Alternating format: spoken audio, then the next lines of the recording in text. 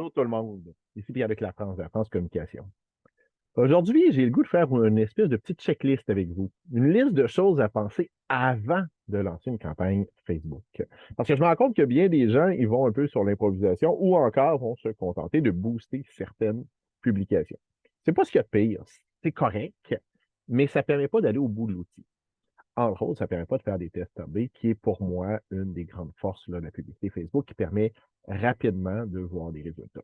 Ou du moins de voir qu'est-ce qui marche le mieux et de s'assurer que ben, ce soit ces pubs-là ou ces ciblages-là qui fonctionnent le mieux.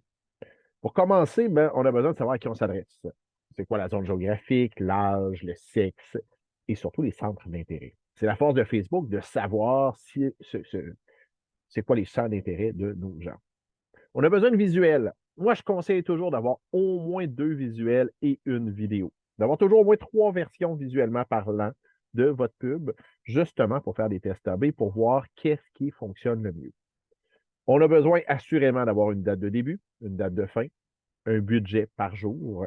Et là, ben, tout dépendant de la grosseur du territoire, ça va varier. Mais pour donner une idée, là, souvent, si on est dans la région Québec, Chaudière-Appalaches, qu'on vise les francophones, 7 5 à 10 par jour, là, c'est très bien.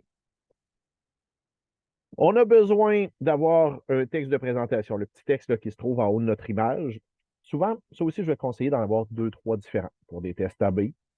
Grosso modo, là, 50 mots, on part du besoin et on donne la solution. Du besoin de notre public cible, bien sûr. On va avoir un ou deux titres.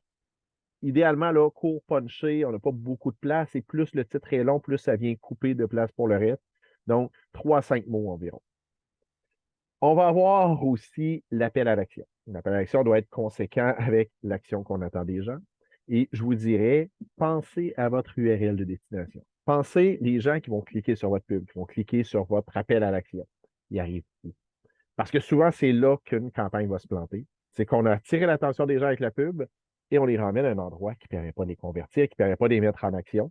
Donc, on dit, Colin, je ne comprends pas. Il y a plein de gens qui ont vu ma pub, il y a plein de gens qui ont cliqué dessus, mais je n'ai pas de clients. La réponse est peut-être là. Assurément, pour aller plus loin, pour faire un meilleur suivi, on va avoir le pixel Facebook, on va faire des suivis de conversion. On en reparlera à un autre moment. Mais déjà, là, si vous pensez aux éléments dont on a parlé aujourd'hui, vous allez voir, ça va faire une différence dans les résultats de vos campagnes Facebook qui vont être mieux prévus. Et tout ça, vous devez y penser ben, avant de mettre en ligne.